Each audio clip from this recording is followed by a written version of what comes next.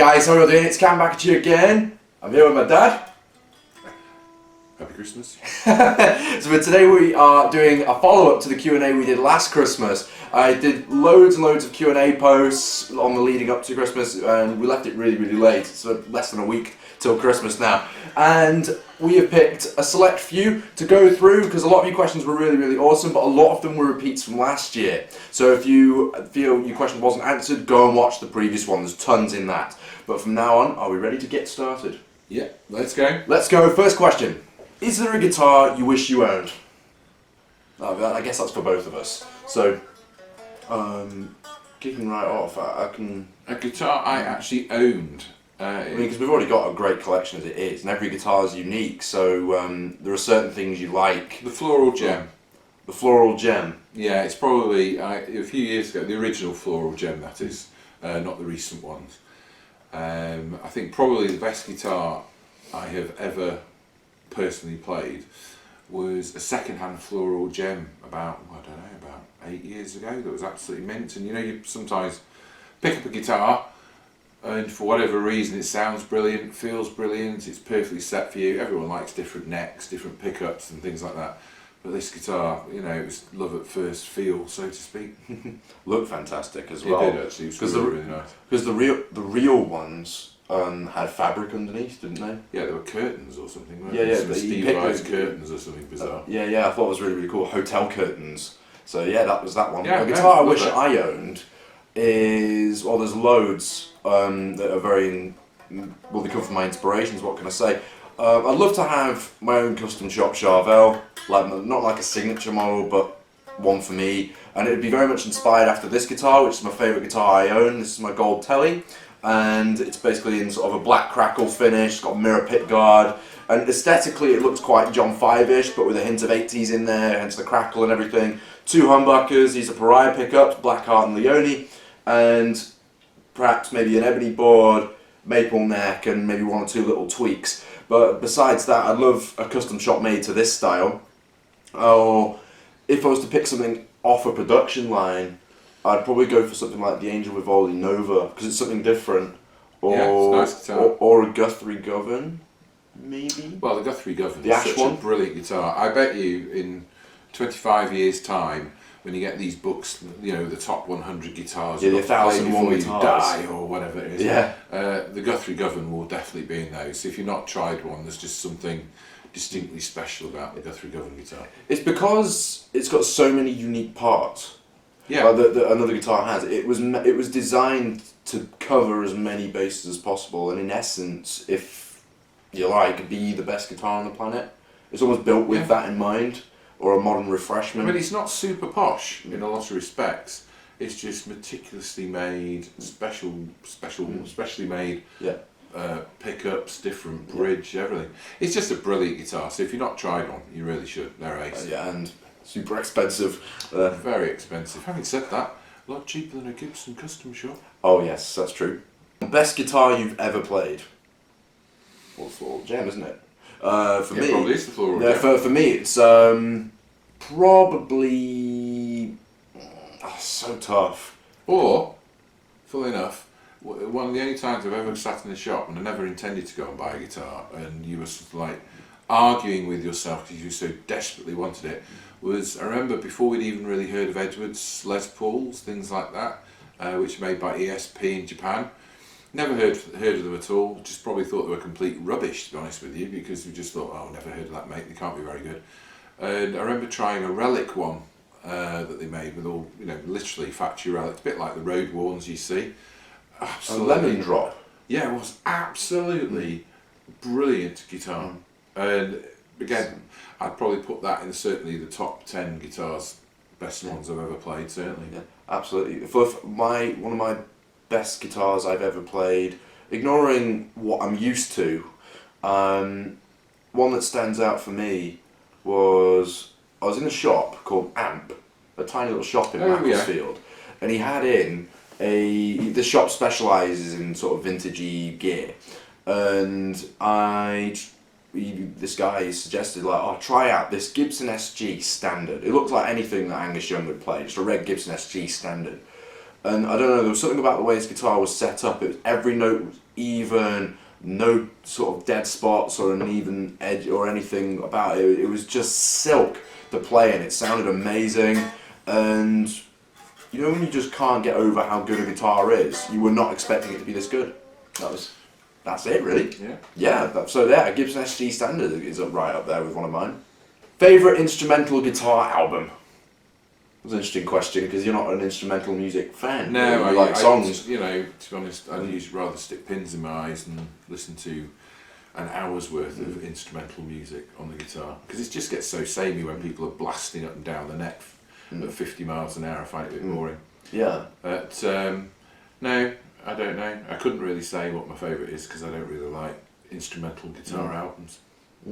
Okay. I have to be honest with you, I did actually see Aerosmith once in Sheffield at their peak, and I think they're on the Get a Grip tour in Sheffield in England, and their support act was Steve Vai, believe it or not. Passion and Warfare. Yeah, I think it was Passion and Warfare. And you think, oh, Steve Vai, because I love Dave Lee Roth, you know, the albums he did with Dave Lee Roth, absolutely awesome. And be interesting to see if Dave Lee Roth can sing in 2020, won't it? He's supporting Kiss, isn't he? Kiss and doing his Vegas thing, that would be fascinating. Yeah, But now, as I say, you had Steve Vai supporting Aerosmith, and I thought, oh, this would be absolutely brilliant. And I've never been so bored in my life. There you go. To be honest, I'd probably be like that if I saw Yngwie. Like, I'm not one of these. I'm far more fascinated by a melody that's almost blues derived. That sort of idea, as opposed to that sort of really speedy picking. So I'd probably be that. My favourite instrumental guitarist, tough one, because Steve Vai is one of my biggest influences. I like all sorts. I mean, obviously, I'm so tough. I'm a massive John 5 fan. Not for the super heavy stuff necessarily, but for the more of like the Spanishy stuff. You know, like all the banjo rock, all the anything of that kind. I really like Angel Vivaldi's Synapse that came out. Actually, Angel Vivaldi's really good. Yeah, really good. He's got some really strange chord changes slightly and different predictable stuff. I think he's better than Steve Vai. And then another guitarist who I really like, Andy James is another one. I love the Arrival album. Then there's, but my favourite, it actually knocked Steve Vai's Story of Light off the top of the tree. And that's a Canadian guitarist called Nick Johnston. I met him at the Guitar Weekend Apocalypse in Greece. And I hadn't listened to him enough prior to this, so I wasn't really sure what I was in for. He's very hairy. Yeah, he's like the Canadian Guthrie. He's that kind. And his album Wide Eyes in the Dark that came out this year is probably my favourite because of the melodies, the vibes, and if you listen to it, it could almost be a movie soundtrack. It's made with that in mind. And when I was listening to it, I thought, I've never heard guitar playing like this. And I don't mean it's technically amazing, or I mean just the note choice and the way the chords were played, if that makes sense. He said that when I write music, the instrument I hear in my head is a piano. And then he says, I express that through a guitar, which I thought, that's kind of makes sense. And you hear it in his music, and I thought that was just very fascinating, and he's I love certainly that an inspiring guitarist. Oh yeah, he's absolutely insane. So if you haven't heard it, Nick Johnston, Wide Eyes in the Dark. For Dad, what's the most impressive thing Cam can play? The most impressive thing that Cam can play? I know what's the hardest thing I can play, where I have to really think about it, but... To be honest with you, I was really impressed when he played pretty much the best bits from Diary of a Madman on a video a few months ago, because that's probably my favourite album. Yeah. And you know, when you get solos for Tonight or Sato and things like that, I have to admit I was a bit jealous when he just knocked all those off. I thought, wow, that's, you know, I hated him for a bit. I thought it was really good. Yeah. For me, I don't look at my playing and think, oh, I'm really impressive. I don't think like that. I know which stuff I've played where I really have to think about it. Some things, if I learn some solos, doesn't matter who it's by, it's just like filling in a grid. You just have to know where to put your fingers at what point. But the one solo, or song in fact, where I have to really concentrate and I can't showboat in it, is Killer of Giants. I mean, everything from the clean stuff, and also the solo for it, where you get and then you've got to hammer on octaves here.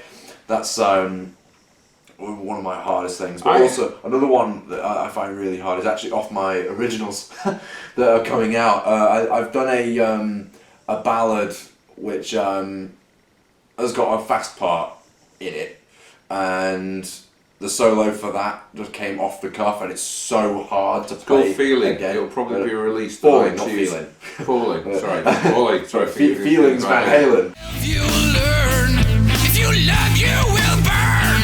It doesn't matter who you are.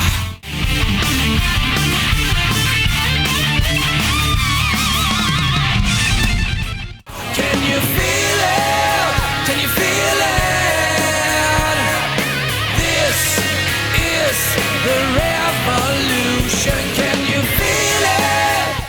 We're hoping for a brand new world. We are the heroes.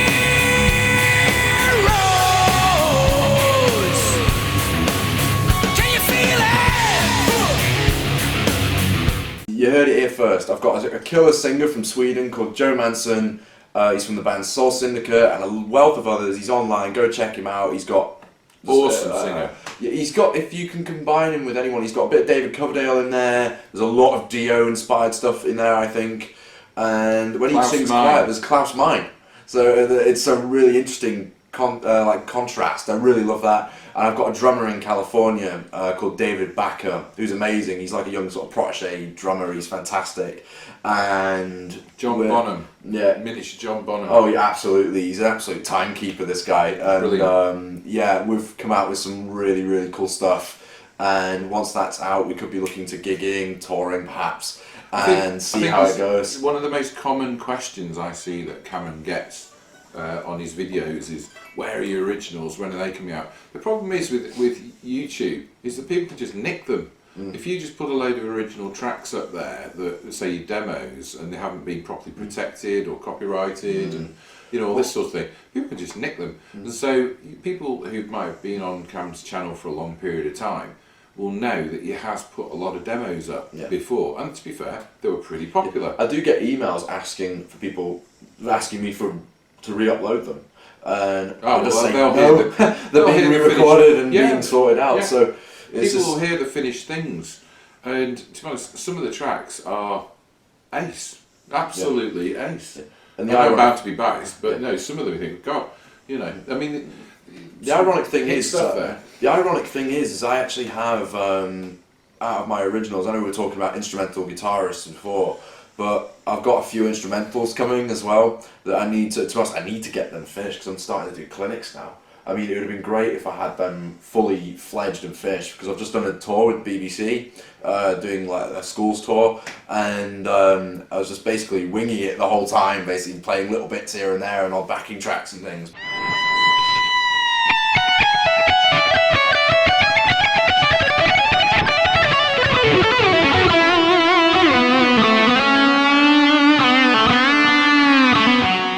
In your opinions, who's the best guitar player ever? Well, for a start, there's no such thing as best. There's just different, and it's who's your favourite and who's most akin to your tastes. But I have an idea. Well, there's one player who I look at, and I get scared watching them, thinking I will never be that good.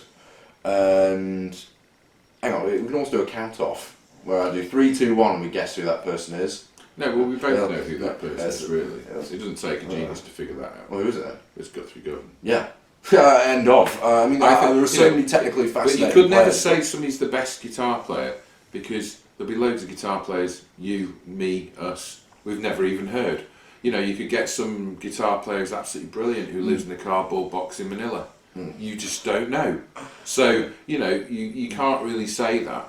Brilliant guitar players appear, and it's whether you've been spotted, noticed, had the luck to get somewhere, because getting anywhere is a heck of a lot of hard work, a lot of effort, to actually succeed or get noticed.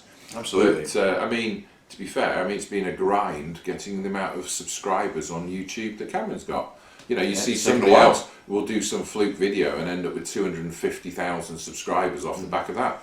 you know, Cameron works hard, puts a lot of stuff out, takes time. But I think it was funny actually once, I don't know if you've seen this on YouTube, this video, but there was a really funny video. Was it G3? Was it Joe Satriani and Steve Vai and Guthrie Govan when they went out?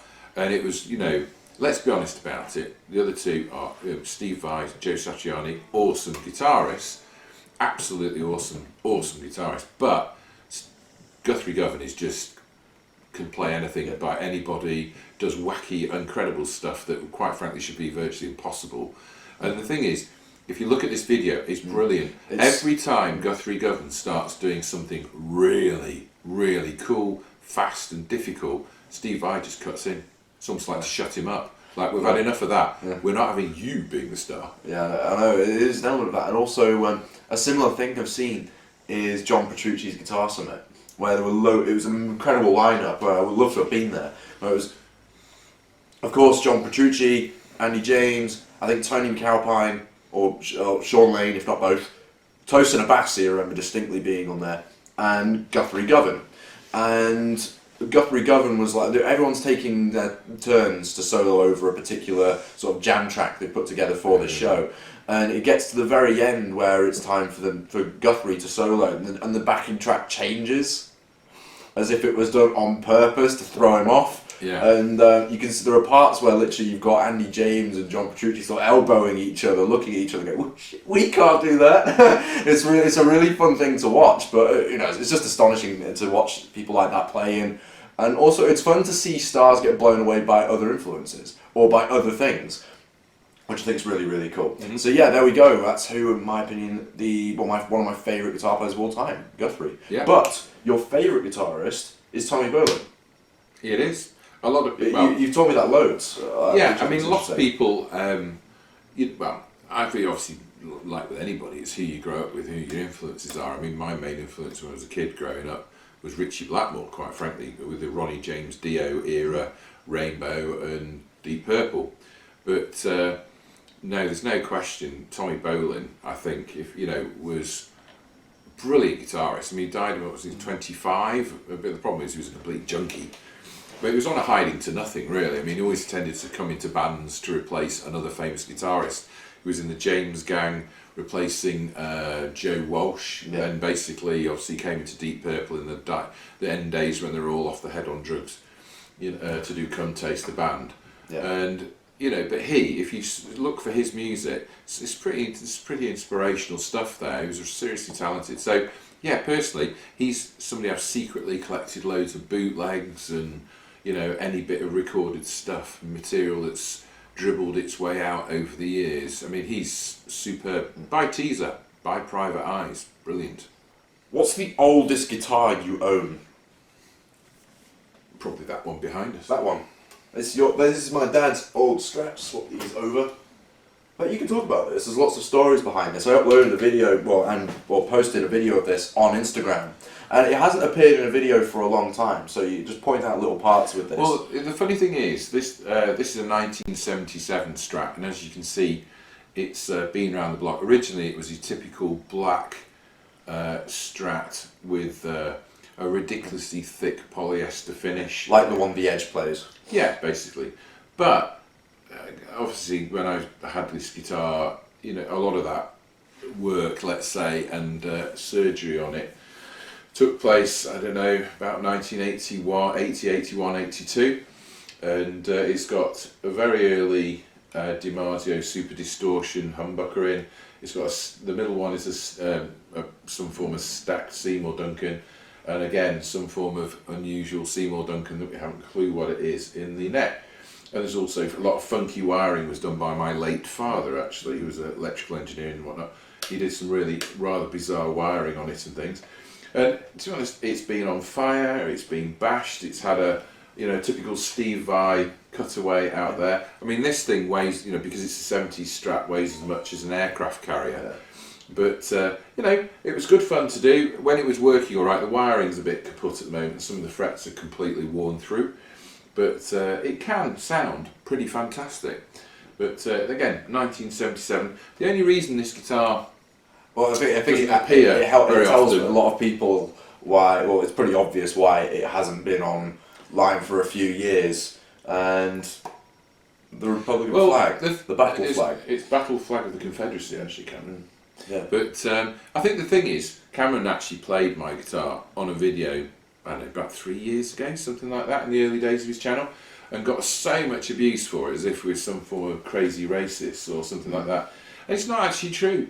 The thing is, you got to look at time. You know, when that guitar was bashed and beaten up and put together, we only had 3 channels on telly in the UK, which seemed to totally consist of the Dukes of Hazzard, North and South, you know, endless Starsky and Hutch and goodness knows what.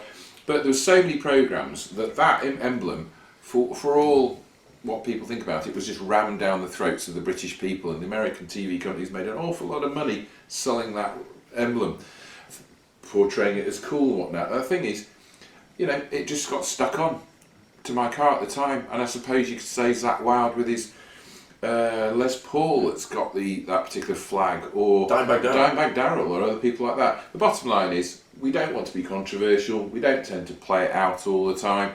To be fair, it's just a historical piece, really. You know, it's an old guitar.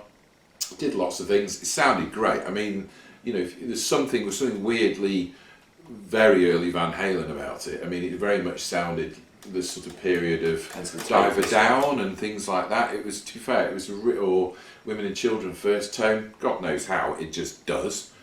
But it's a really, really good guitar. You know, it's. But there you go. It'll sort of never really appear on videos and things like that. We've only pulled that out because somebody's asking us what our oldest guitar is. Yeah. And that's it. That's it. Casper, its name is. Yeah. There we go. Because of the Friendly Ghost. Oh, we've got some favourite questions coming up again.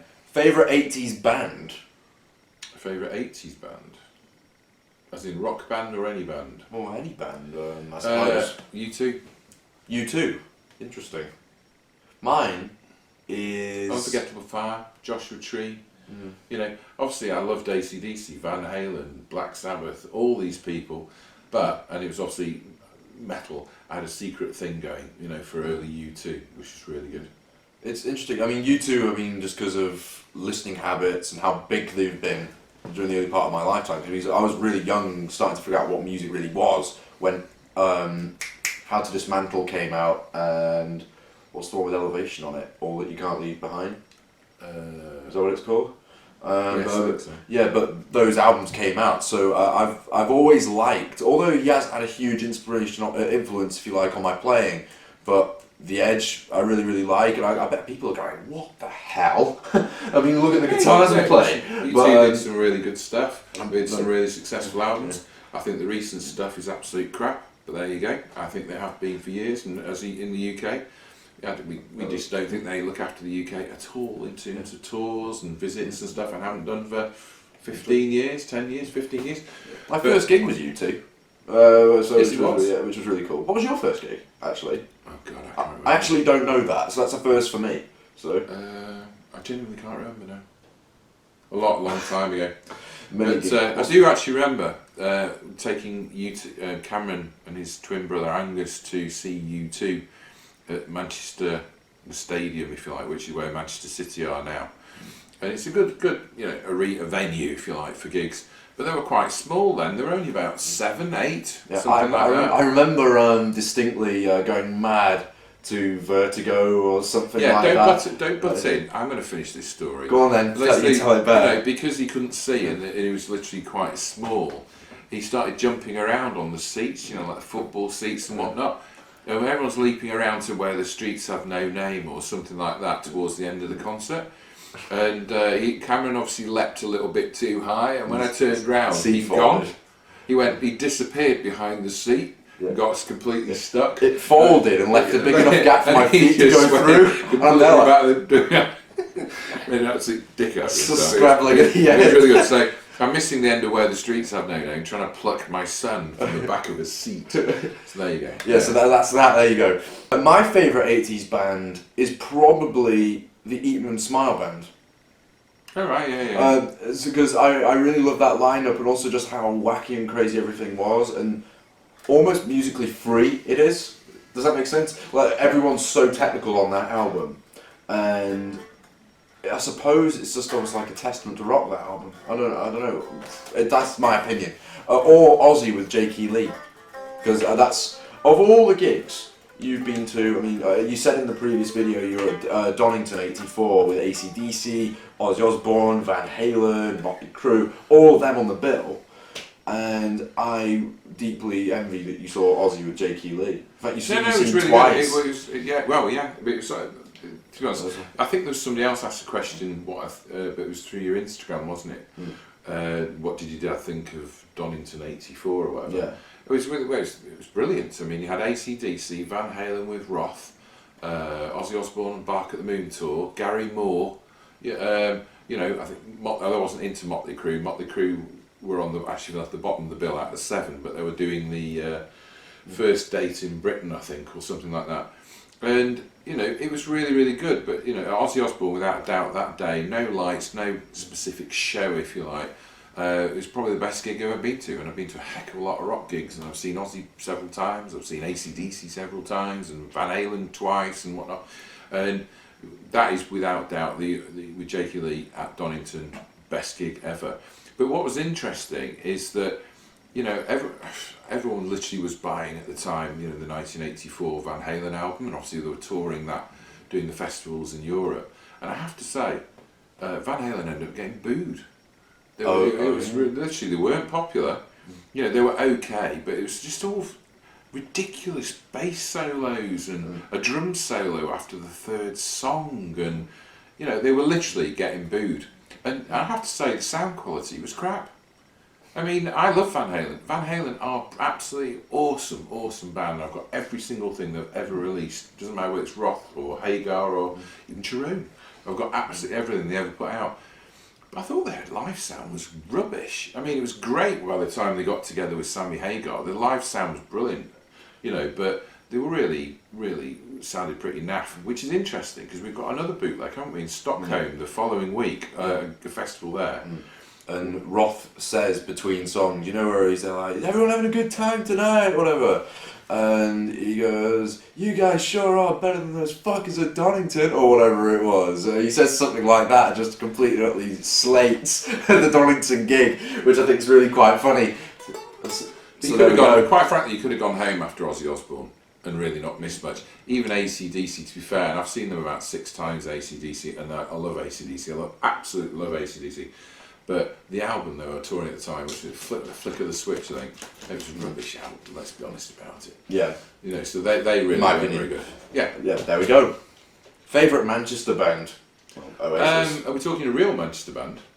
Or these pretend Manchester bands Like like the Charlatans, who actually come from Northwich? Or Joy Division from Macclesfield. Or Joy Division, who come from Macclesfield. Or New Order, Macclesfield. Yeah. No, I think, you know, we're certainly not Sag Cafe. I'm sure, are they? Sack Cafe. You know, Oasis. Or even Simply Red, I'm afraid. Yeah. But I would say, you have to say Oasis. Yes, Oasis. Yeah, although I have to say, I do think Noel Gallagher on his own is better than even Oasis were. I really like the Chasing Yesterday album. Yeah, I think he's got better and better as he's gone on. Some brilliant stuff. Certainly. Yeah, definitely. All right. Question for me here, really. How many years does it take to improvise speedy shred licks? To say it in short, it's about knowing where you can go on the fretboard, all your scales, and being able to play them on one string. And I would talk more, but you can book a Skype lesson with me for that. Email me, I'll leave it below now. I was at the UK Guitar Show, but I didn't see you. What were your favourite guitars there? That's quite interesting. That's interesting, isn't it? To be honest, the UK Guitar Show was pretty good, actually. It was interesting that people like Gibson couldn't be bothered showing up, and you know, which was quite interesting. But no, there were actually, to be fair, there's some really cool stuff there. I think the only thing the UK Guitar Show needs to sort out is that they have a bass section and a guitar section, and the bass section was just so loud, you just ended up with the most blazing headache after about 2 hours and just wanted to shoot yourself. But also, you couldn't hear, you know, what you were doing on the 6-string section. But there was some great stands. Yeah, there were some great stands and great kit. I mean, what's quite good is we ended up playing 1 or 2 brands that, quite frankly, never even heard of before. But my favourite stuff, personally, from that, I mean, people will know that we really, it's probably not unusual, but we collect certain types of brands. It's like some people love Ibanez, some people will love Charvels. you know, some people will love, you know, different things. Some people are Gibson people and always will be. We tend to go for more Fender, Charvel, not really Jackson to be honest with you, but Fender, Charvel, EVH, Diamond, some certain brands like that. You know, there's things that we like. I mean, even Diamond, the things like that. Well, funny enough, that's a Diamond, funny enough, like a Guild. Yeah.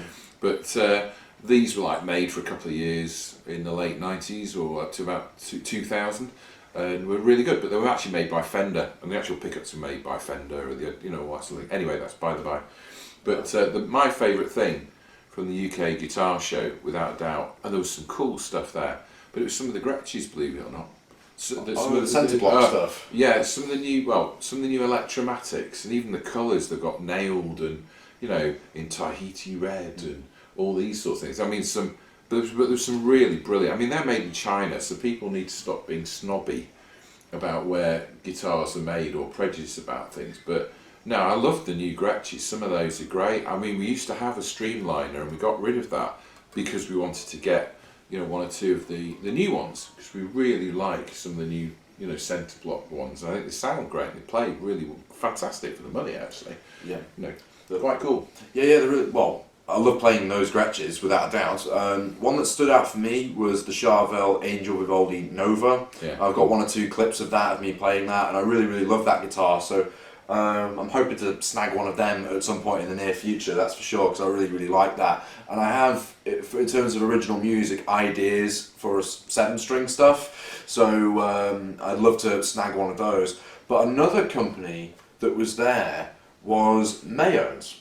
Yeah, they were nice guitars. They're a custom shop in Poland, and I mean, I'm happy with Charvels. I love the sort of modern twist on vintagey ideas, but if I was to go for something that was a bit more futuristic, or the most modern style of guitar, if that makes sense, it'd have to be them. I love like things that they made, like the Hydra and other sort of super Strat themed guitars, and they just played amazing. They're like a European equivalent of Kiesel. And I thought they were amazing. SMP was another one, and they were really, really cool. In fact, you quite liked the Brian May guitars. Yes, yes. I got to try one. I met, I don't know if you remember this guy from Lick Library, Jamie Humphreys. He was also there, and he was there demonstrating for, I think, iRig or something like that, using all these Brian May sort of style tones, and they were amazing. And he gave us like a proper demo of them, like a one-to-one sort of demo of those, and he let me have a go on a Brian May guitar. They were amazing in terms of value for money and what you got, and also all of the wiring and everything that they had. I thought they were really, really ace. And what else was there? Smith were quite good. Yeah, they were cool. Very, very smart. Yeah. But keep in mind a bit expensive though. Well, they're like a boutique company. Well, I think for a British company, I have to say, I think they're charging a little bit too much these days, for what are in effect really stripped down guitars. Yeah. But that's my view. I think they'd sell an awful lot more if they got a sensible with the price.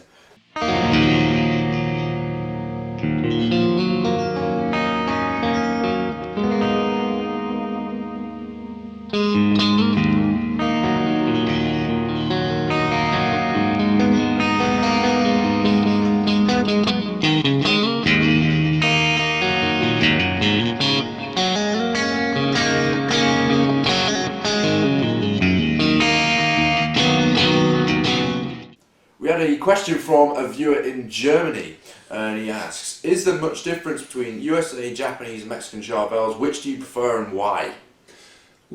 Well, I think there are quite a lot of differences between them. I mean, for me personally, as can be seen with the old 77 Strat that I souped up. For me, I mean, when they brought the Pro Mods out, they were like a dream guitar, 30 years ago or something like that. When I was getting into playing, they would have been a dream guitar, and you couldn't get guitars like that at all. And I remember being really jealous when you looked at the TV and you see, I don't know, Jakey Lee doing his thing, or other stars of the 80s, you know, with these really funky guitars with Charvel on the headstock. I'm thinking, what's that? And of course, you couldn't buy them in Britain at the time. Not in the same way. Eventually, got the pointy headstock brigade coming into the country, but I'm talking about the original ones with Strat headstocks and that sort of thing. But when they launched the actual Pro mods, I was really excited about that, and certainly the one video on YouTube that I've watched the most, it's not actually a video by Cameron, was probably one from about 8 or 9 years ago, which was Paul Riario, funnily enough, of Guitar. It's Paul from Guitar World. Yeah, Guitar World. Yeah. Basically, there he is doing demonstrations of the new San Dimas and Style 2 and SoCal. I've probably watched that so many times. It was a piece of vinyl. It'd be worn out by now. But no, I really, really love those guitars. But there's quite a lot of differences actually. I mean, the American ones. I mean, if you look at how much they were at the time, there was a rumour, whether it's true or not, I've subsequently heard a rumour that they couldn't really keep up with the, making that many of them at that price range. And for some reason, I think some might have been knocked out in the custom shop as well, because obviously they were changing the range every 3 months and whatnot.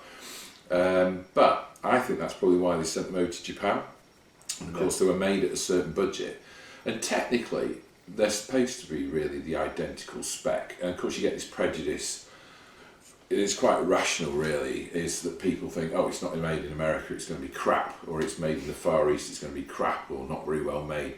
I mean, Japan, I think it's my understanding that if you work in a guitar factory, you've actually got to already have some form of degree or luthier degree or something. It's like a college course over there, I think, like building guitars and luthier work. It's like you've actually got to actually have it, haven't you? It's an actual qualification. But certainly, the American are great. I mean, we've got a Style 2 that really weirdly we bought for a ridiculously cheap price, an American Style 2. And to be fair, it's probably a nicer chunk of wood, the body. But the neck's identical in feel, the actual hardware is identical, it's got exactly the same, Floyd Rose. I mean, whether it was American, it was an FRT 1000, if it's in Japan, it's an FRT 1000. Same pickup, same absolutely everything. So why people think, oh, the American ones are better, it's just crap really. But weirdly enough, the Japanese ones, there is a certain mojo with those, and whether it was the stocks of the older that they were using or something, I have no idea what it was, or the type of maple that they were using, but the Japanese ones are different. I would say the Mexican ones and the American ones actually are very, very similar in a lot of respects in terms of feel, finish, all that sort of stuff really, forgetting all the six-pack of sound for a minute, but in the general feel of the guitar. Whereas the Japanese have definitely got mojo. They sound different, they've got more bite, and there's something about them.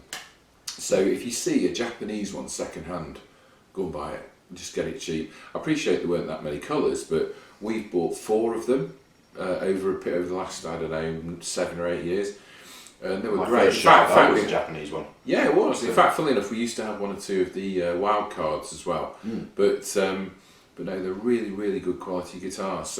But you can get them at great prices. I mean, we have a black SoCal, which was one of the first 150 Pro mods made in Japan, really early. And in fact, the first ones had so much work done on the rolling the fingerboard edges that they were virtually scalloped. If you saw a side view, it was literally like that. It's quite bizarre, but they sound fantastic. And that one we got for, 375 quid, second hand on eBay, with all the SKYPE case and whatnot. Yeah, absolute bargain. And we've got a mint Ferrari red as well, which was actually mint. It was literally 6 years old. Yeah, and literally that guitar had never been used. It was somebody who was in Australia, bought it from America, although it come from Japan. He moved back to Britain, and that guitar cost 425 quid. And including the case, and it was mint. It was as if it was utterly like old stock, brand new. Yeah. But certainly they're really good. The Mexican ones, though, I have to say, I think it's really exciting. What they've actually done with them. I think when they first went to Mexico, I think they were probably having to rush them out a little bit, and you could see the fit and finish wasn't brilliant. But that's like, I don't know, 6 years ago, 5 years ago, whatever it was. But the last few years, absolutely brilliant quality, and so I think it does call into question why people would want to be prejudiced. Because if you can buy, I don't know, something like that, which is like a baby Guthrie Govan, and you can pick those up for about 650 quid, something like that. I mean, that is an awesome spec guitar. Yeah. You know, brilliant. I mean, yeah, true. Ibanez makes some awesome guitars, you know, for the same sort of price as I'm sure do other manufacturers. But, you know, for the price, they're really, really good quality. And I don't know why people knock Mexican production. It's mental. You know, they've got the same pickups, pretty much the same wood. These have got, you know, really great hardware. It's just snob value. It's all really silly, really. And at the end of the day, Fenders, what are Fenders? They're made, basically made in California by, well, Mexicans.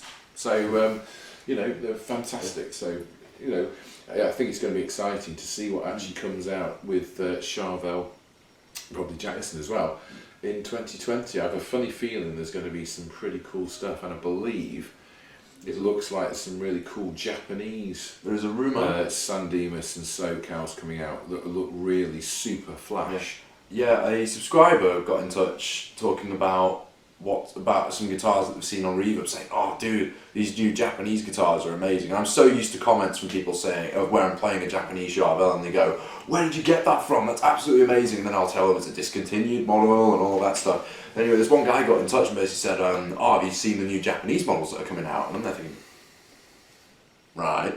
And anyway, he sends me a link on Reverb, and I think there are some photos of guitars that aren't supposed to be there yet, and they look really, really cool. And I shared a couple of photos of them, and they look absolutely fantastic. So they'll be coming down the line in 2020. But in short, which do I prefer? It's very, very hard. I prefer the simplicity of the Japanese models. I love the tonal variety of the Mexican models.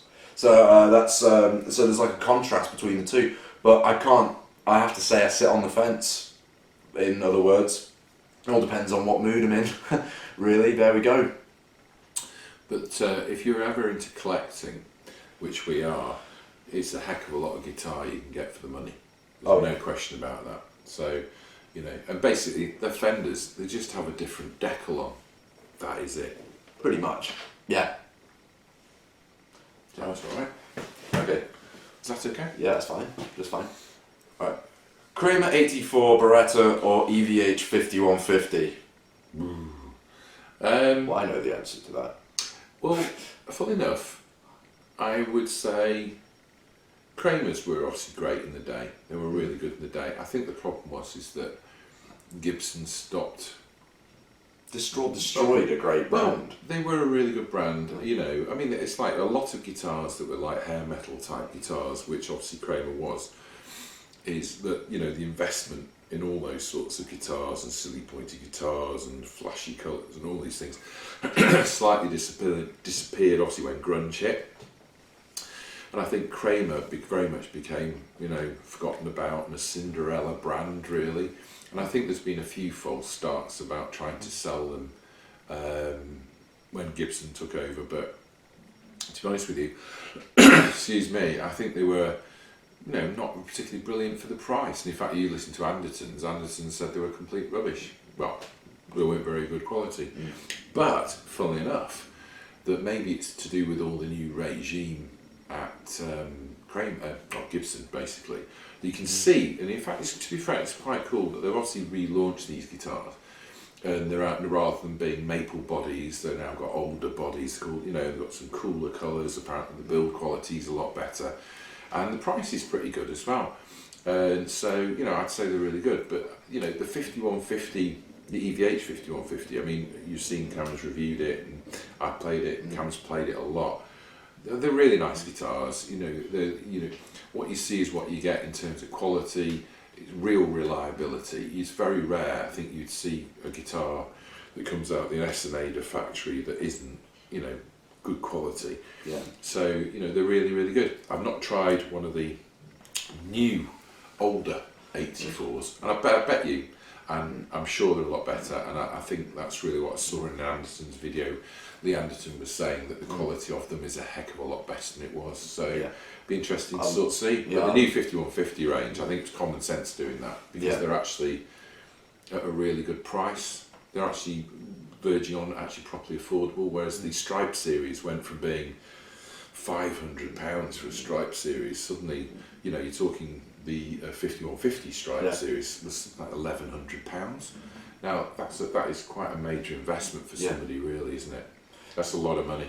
Yeah, it's quite amazing, really. For me, I can only say, because I've only had experience with it, I've never tried the new 84 Kramers, so I'd really like to. But at the moment, all I can say is that I love the EVH 5150. And a lot of people, one thing that I've been reminded of talking about the 5150 is a lot of people, when I uploaded those videos, bitched about basswood.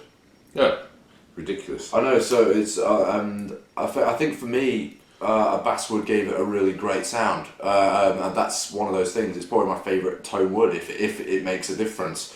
But some of my favourite sounding guitars that we've got all have basswood bodies, and I would assume that it has some response to it, or it is responsible for that.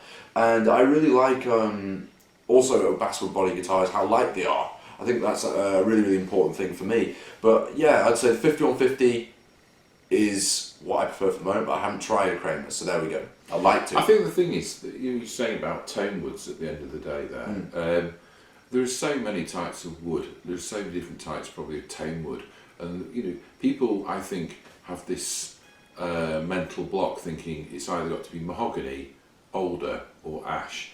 And why do we think that? We think that because Gibson and Leo Fender, basically, that's what they decided to use at the time they made the original electric guitars, and obviously maple, clearly. But if you look at it since then, there are so many brilliant types of wood seem to be appearing. I mean, find the thing with rosewood disappearing. I mean, there was all this kick-off about Palferro being used as fingerboards. Well, literally 25 years ago, 30 years ago, when the Stevie Ray Vaughan Fender Strat came out, that was actually sold by Fender as a benefit, a plus point, because it was harder than rosewood and has certain tonal characteristics. So people get their knickers in a twist about Palferro as if it's going down market. Whereas 25 years ago it was classed as something that was actually better. So, people have to sort of stop being silly about it. And when it comes to basswood, it's brilliant. There's nothing wrong with it. I mean, let's face it, the Guthrie Govan is made out of basswood with a maple top. Most of them are. Obviously, you get oddities with ash. Yeah. You've got it's the Angel Vivaldi basswood. You've got the EVH guitars are all basswood. Now, you get these sort of 2-pint Van Dams on YouTube who hide behind no subscribers and just like live on forums and want to slag everybody off and criticise everyone else's work. But the point is, are these people who say basswood's rubbish, are they really slagging off Eddie Van Halen? Well, I think Van Halen's done a little bit more in his life with his tone and his guitars than some people have. So, but the thing is, it's just being common sense. At the end of the day, if you can play, it doesn't matter. I'm quite sure a guitar made of plywood, like Squires used to be many years ago, I'm sure if you can actually play, you can get a great tone out of it. I've seen, poor people on the street buskers who practically live out of a cardboard box playing a guitar in Manchester sound great, and you can see they're playing a really cheap rubbish guitar, and if they can play, they can play. It's in the fingers, guys. Last question before we wrap up here. What's in your opinion the best looking guitar there is? Oof. Well, we've collected Strats, but one of my anomalies, and I saw it and thought that is incredible.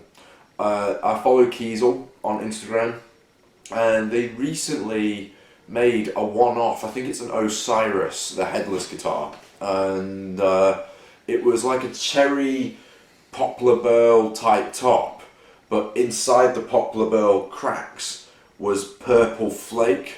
So it's like a fold piece of wood. Yeah, it's as if they like a spalted maple, but with the spalted bits like falling out, so it's like rotten wood. And they've recreated that with the newly released X model they've brought out. It's an X shape, in other words. And I don't know what they call it, but it's just for me, it's one of the best looking finishes I've ever seen on a guitar, because it combines the glam with the almost like the traditional wood look that's timeless. It looks like I think a that's volcano. amazing. Yeah, or it looks like you go down some. It's like a mine, like a mine, rock, like quartz mine or something like that, and you get you smash open a rock and it's got this weird jaggedy bit of quartz in it or something Yeah, like that. it's almost like Something opal. that. You know opal when you smash it, it's black all around and it's rainbow. Yeah, it's like that. It's very, very, very cool. Yeah. That, in my opinion, is the best looking guitar I've ever seen. It's certainly one that left the biggest impact on me. I don't But know. you do need to have a second mortgage to buy one. A Kiesel, yeah. Your favourite? What's your best opinion of the best looking guitar there is? I'm always going to be a sucker, I'm afraid, for an old relic Strat. As simple as that. Like the It does, a funky old colour Fender Strat, like a shell pink or a sonic blue or something like like that. that for me. Even think weird ones like Dakota Red, just a nice relic. And you see these fantastic old, old looking guitars that knock out from the custom shop, and one day I'll buy one of those. Yeah, there we go. Thanks so much for watching this video, you guys. Thanks very much. Have a very happy Christmas, and we'll be returning together in At some point or other. probably mid-year, I would suspect. Yeah, probably won't be a year next time. I think a lot of things are going on at the moment, so I'm sure we'll have more to report on. All right. Maybe Easter. All right. Enjoy the festivities, and we'll see you in the new year. Thank you. Cheers then. Thank See you. you. Bye bye.